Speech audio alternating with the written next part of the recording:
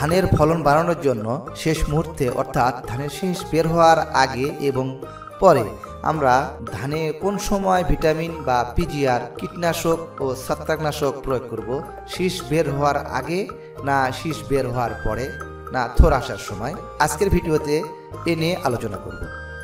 আসসালামু আলাইকুম সম্মানিত চাষি ভাইরা, দেশ ও দেশের বাইরে থেকে আপনারা যারা আমাদের এই প্রোগ্রামটি দেখছেন, আপনাদের সবাইকে জানাই নতুন আরো একটি এপিসোডে স্বাগত।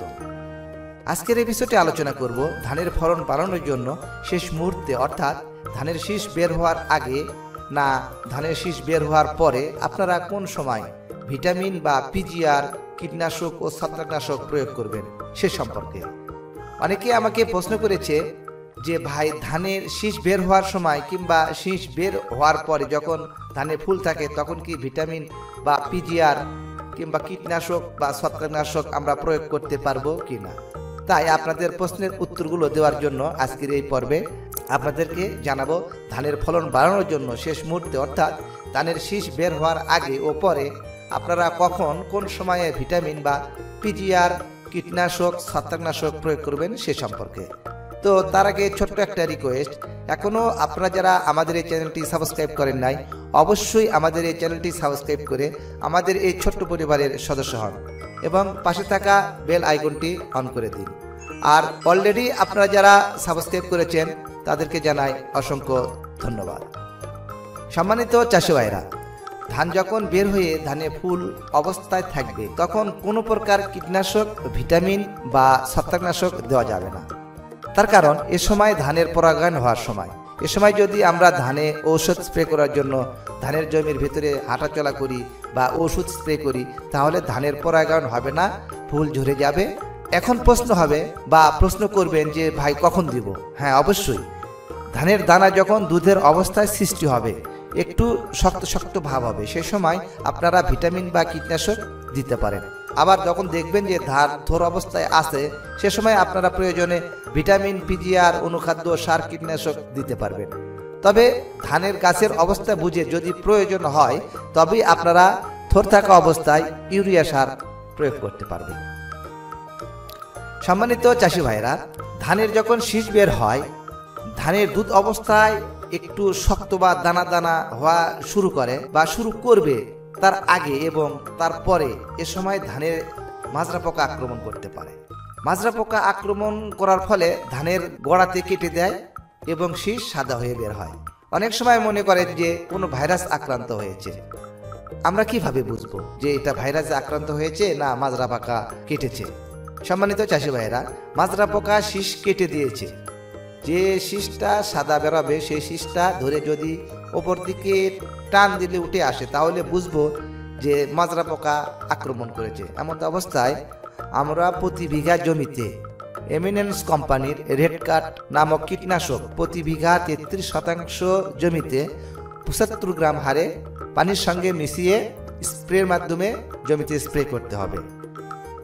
সম্মানিত চাষি ভাইয়েরা, আপনাদের জ্ঞাতার্থে আমি আবারও বলছি, আমি এখানে কোনো কোম্পানির প্রতিনিধিত্ব করছি না। যেহেতু আমি রেড কাট ব্যবহার করেছি এবং ভালো রেজাল্ট পেয়েছি, এজন্য আপনাদেরকে আমি এই রেড কাটের জন্য সাজেস্ট করছি।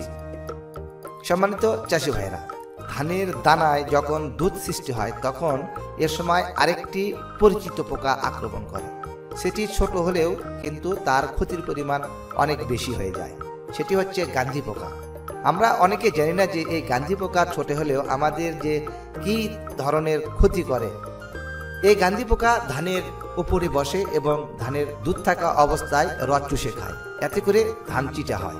এ পোকা আক্রমণ করলে বা আক্রমণ থেকে রক্ষা পেতে হলে আমাদের যা করতে হবে, যদি 2 থেকে 3টি ধানের গাছের বা ধানের গোছায় মধ্যে এই গান্ধি পোকা দেখা যায় তাহলে ক্লোরোপাইরিফাস গ্রুপের ডাসবান 20 ইসি বা মেলাথিয়ন গ্রুপের ফাইনাফল 75 ইসি প্রতি লিটার পানিতে 3 মিলি হারে মিশিয়ে পরন্ত বিকেলে স্প্রে করতে হবে। এছাড়াও এ সময় ধানের জমিতে আরেকটি বড় ধরনের ক্ষতি করে ইঁদুর। যদি আপনার ধানের জমিতে ইঁদুর আক্রমণ করে তাহলে অনেক অংশে ধানের ফলন কমে যায় এবং ধান নষ্ট হয়। এজন্য আমরা ইঁদুর মারার ফাঁদ ব্যবহার করব কিংবা বিস্টক অথবা যদি ইঁদুরের গর্ত দেখতে পান তাহলে গর্তের ভিতর গ্যাস ট্যাবলেট দিয়ে ইঁদুর নিধন করতে হবে। আর এই ইঁদুর আমাদের অনেক ধরনের ক্ষতি করে, যেমন ধানের জমিতে ইঁদুর দমন সম্পর্কে আমাদের চ্যানেলে ভিডিও দেওয়া আছে, প্রয়োজনে দেখে আসতে পারেন। সম্মানিত চাষি ভাইয়েরা, এতক্ষণ আমরা আলোচনা করলাম ধানের ফলন বাড়ানোর জন্য শেষ মুহূর্তে অর্থাৎ ধানের শীষ বের হওয়ার আগে এবং ধানের শীষ বের হওয়ার পরে আমরা কি কি পদক্ষেপ গ্রহণ করলে কি কি কীটনাশক, ছত্রাকনাশক এবং পিজিআর কোন সময় ব্যবহার করব, বিস্তারিত সকল কিছুর খুঁটিনাটি তথ্য আলোচনা করা হলো।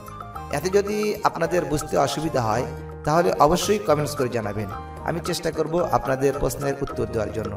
আর ভিডিওটি যদি আপনার উপকারী মনে হয় তাহলে অবশ্যই আমাদের চ্যানেলটি সাবস্ক্রাইব করবেন এবং অন্য চাষি ভাইদেরকে দেখার জন্য শেয়ার করবেন। আর ভিডিওটি কেমন লাগলো তা অবশ্যই কমেন্টস করে জানাবেন। কথা হবে নতুন আরেকটি এপিসোডে, সে পর্যন্ত সবার সুস্বাস্থ্য ও দীর্ঘায়ু কামনা করে আজকের মতো বিদায় নিচ্ছি। সবাই ভালো থাকবেন। আল্লাহ হাফেজ।